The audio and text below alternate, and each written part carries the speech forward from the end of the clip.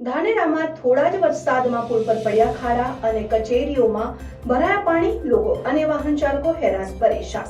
તંત્રના પાપે કોઈનો જીવ જશે તો જવાબદારી કોની? ધાનેરામાં જ્યારથી પુલ બન્યો છે ત્યારથી ધાનેરામાં પનોતી બેઠી હોય તેવું લાગી રહ્યું છે। ધાનેરા રેલવે પુલ ઉતરતા મહેશ્વરી પાર્લર પાસે ન જેવા વરસાદમાં મોટા ખાડા પડી ગયા છે। અવારનવાર રજૂઆત કરવા છતાં નેશનલ હાઈવેના અધિકારી જાણે બહેરા થઈ ગયા હોય તેવું લાગી રહ્યું છે। છેલ્લા કેટલાક દિવસથી ખાડાના કારણે વાહન ચાલકો હેરાન પરેશાન થઈ રહ્યા છે।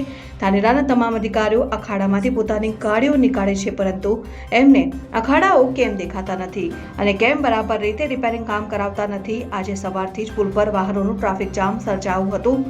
વાહનો ખાડામાંથી પસાર થઈ રહ્યા છે અને અનેકવાર ખાડામાં વાહનો ફસાઈ જાય છે, પરંતુ તંત્ર દ્વારા કોઈ પગલાં લેવામાં આવતા નથી।